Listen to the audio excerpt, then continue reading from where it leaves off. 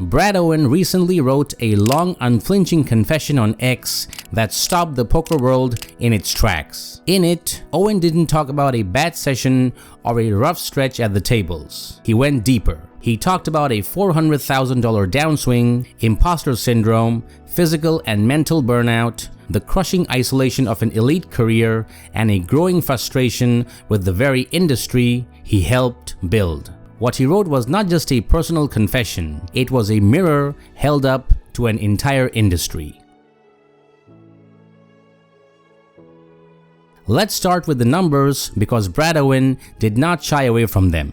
He is up approximately $1 million lifetime in poker and has had only one losing year in his career. More pressingly, he is down $400,000 from his high point before the 2024 WSOP began. These are not trivial numbers, but as Brad himself was quick to clarify, the overwhelming majority of this downswing came not from his bread and butter cash games, but from high-stakes tournament events and mixed games where he has been aggressively pushing his limits. He wrote that he's down $100,000 this year alone and that he feels like he's losing his identity. What Brad Owen is describing is something more raw. The slow erosion of self-worth that happens when your identity is tied to results you cannot control. Owen described putting what he called an insane amount of pressure on himself to be the best father, the best partner, the best poker player, the best content creator,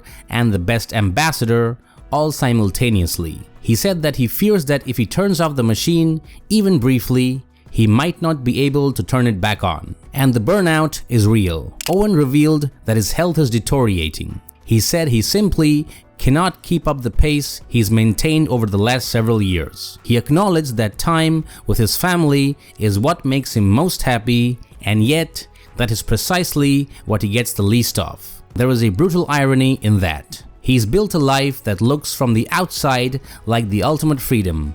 No boss, no office, no 9 to 5, and yet he describes feeling less free than perhaps even before. The content machine demands to be fed constantly, and the moment you stop feeding it, your relevance, your income, and your entire public identity are at risk. What makes this confession especially compelling is Owen's self-awareness about his own privilege. He explicitly said that his 15-year-old self would not believe he actually made it in the poker industry, that he's on the same team as Phil Ivey. But in almost the same breath, he admitted that some days he wants to burn everything he's built to the ground because he feels like a fraud and does not believe he deserves any of it. He acknowledges his luck with disarming clarity, that if he were to start a YouTube channel today in the current media landscape, he would likely get lost in the shuffle and would not come close to replicating his success. But Brad did not just stop at the personal. He used this moment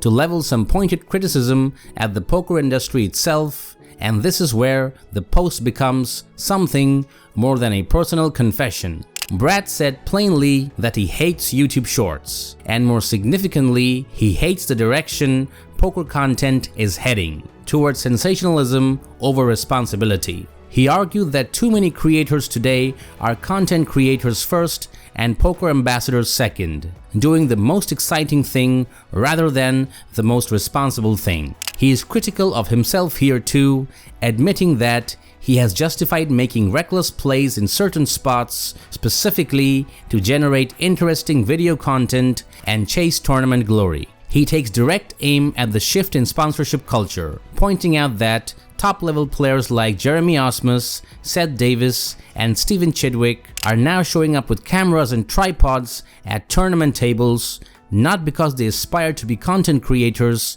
but because the major poker companies no longer offer them ambassador roles. The industry has deprioritized its best players in favor of media-friendly personalities, and the result is that the people who have actually accomplished the most on the felt are being squeezed into a content format that was never designed for them. Brad benefits from this system, and yet he finds no satisfaction in a landscape where the game's greatest players are scrambling for camera time just to stay visible. He added the fact that he disliked the fact that Kalshi sponsors the Lodge live stream along with a gum company that has nothing to do with poker. He felt that it was strange and a sign that the place had drifted away from what originally made it special, though he remained optimistic that they would set things right. There is one moment in the post that perhaps says the most about who Brad Owen actually is. He mentioned turning down an opportunity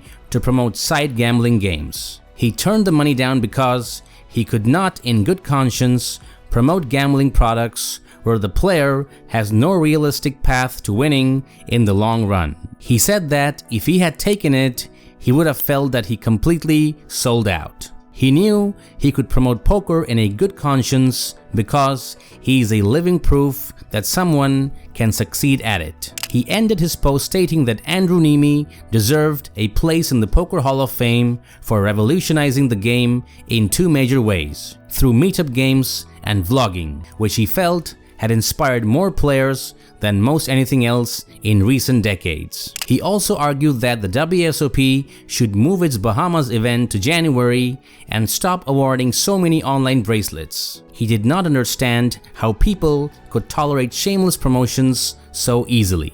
The replies to Brad's post were extraordinary, not just in their volume, but in their quality. Garrett Adelstein said that it was one hell of a post and that he related deeply to most of what was said, while also admitting that he was guilty of plenty of the same things himself. Maria Ho praised his vulnerability and pointed out that mental fortitude is a prerequisite for a life lived at the poker table where uncertainty and self-doubt are constants regardless of skill level. Kevin Martin thanked him for sharing and said he really needed to read it, adding that he sometimes experiences a similar inner monologue. Matt Savage told him that he was a good man and said it had been a pleasure working with him at the WPT. Tony Dunn said he had no idea whether he was the best content creator in poker, but he felt he was certainly the most authentic. Felipe Ramos said it was almost a miracle to remain genuine in today's world